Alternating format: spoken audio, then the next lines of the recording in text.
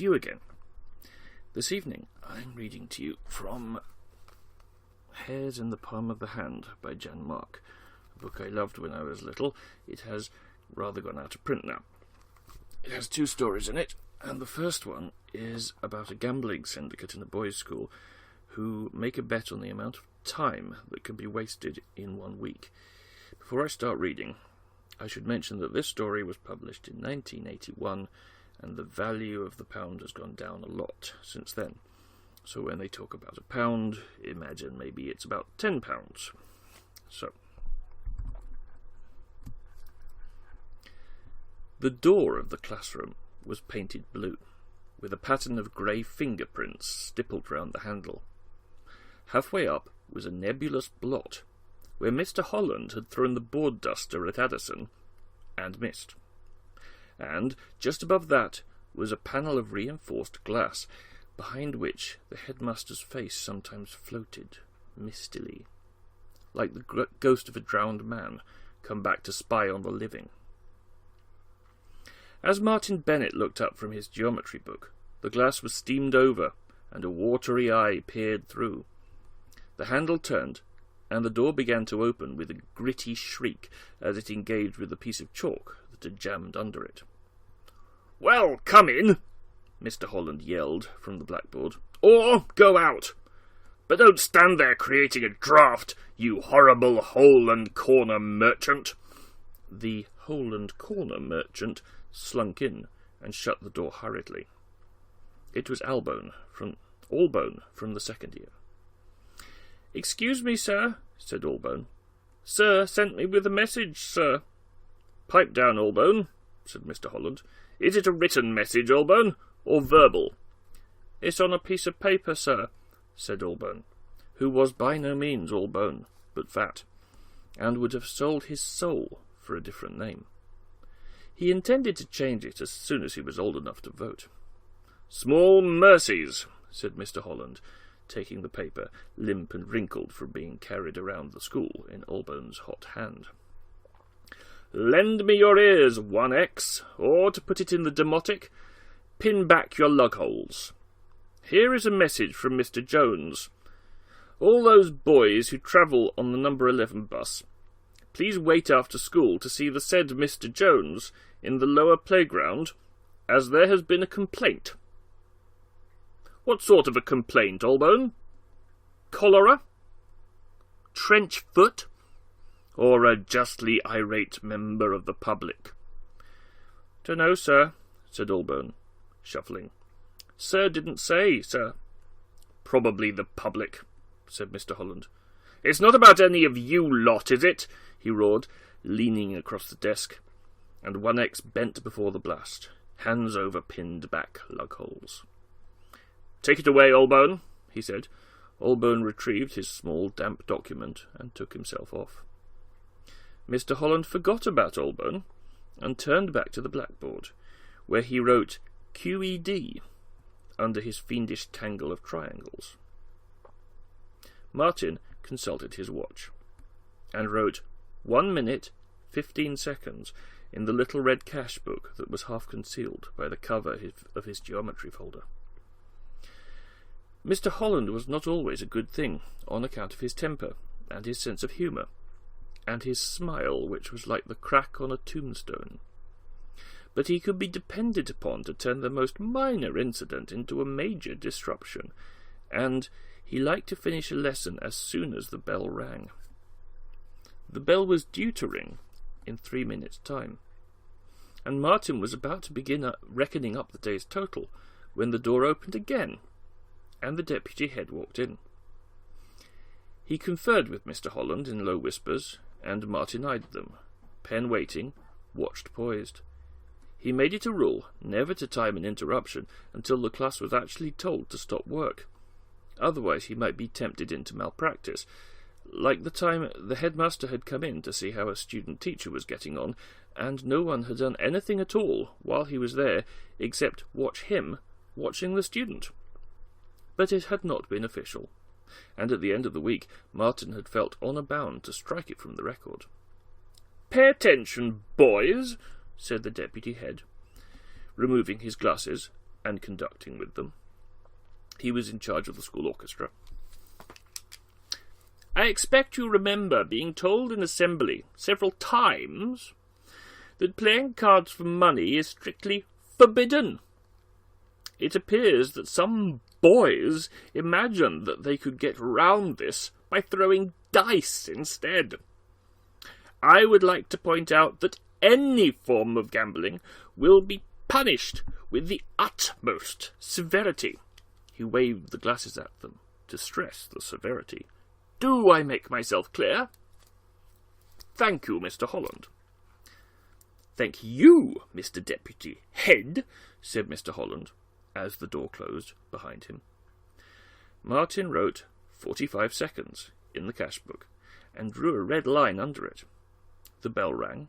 The class began to clear up. Martin began to add up. As Mr. Holland vanished into the corridor, Addison came wading down from the front row, where he was made to sit by every member of staff in the school. "What you up to, Benno?" he demanded, bringing his hand down flat on the cash book. "I've been watching you.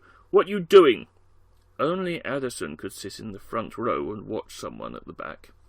"Get your great sweaty mauler off my work," said Martin, shoving at it. "Now let's have a look at it. Go on. Is it something dirty?"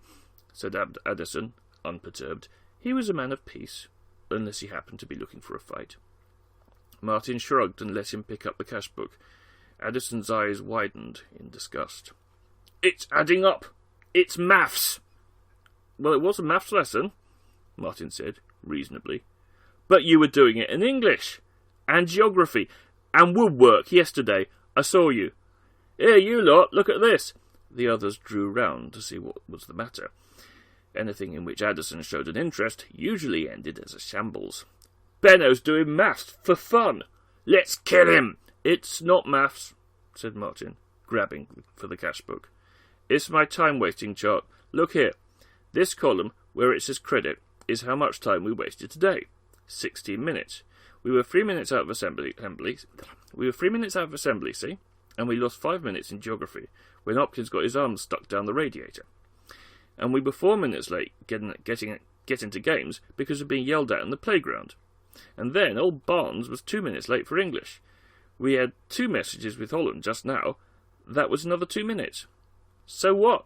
said Addison. "Who cares? I don't." "Who cares if you care?" said Martin. "Go and pull your head off. But look, in the debit column, we didn't start break until 10:02 because old Lever is always late finishing, and we were 2 minutes late out of games, finding that discus. Well, that's 7 minutes saved. You take that away from 16, and you've got 9 left." "Nah, tell me another," said Ellison.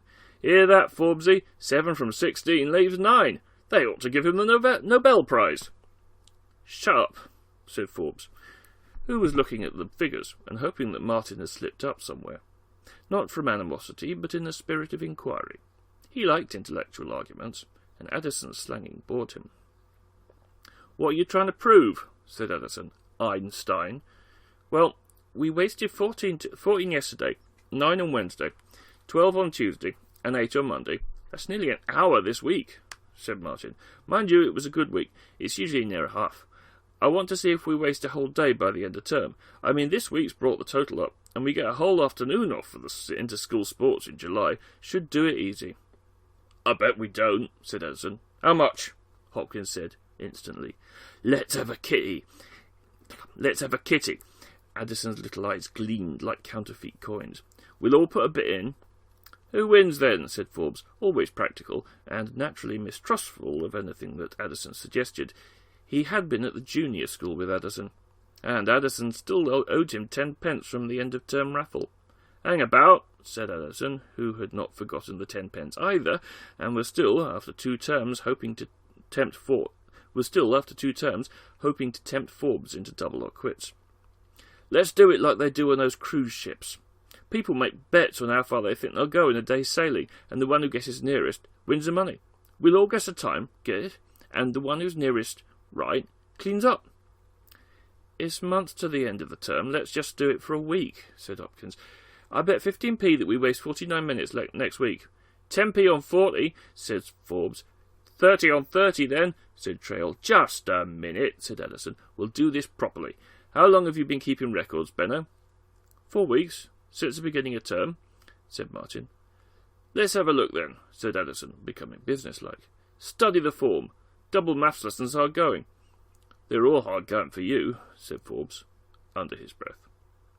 Martin handed over the cash book, half alarmed at seeing his private survey become so suddenly public, and in Addison's hands at that.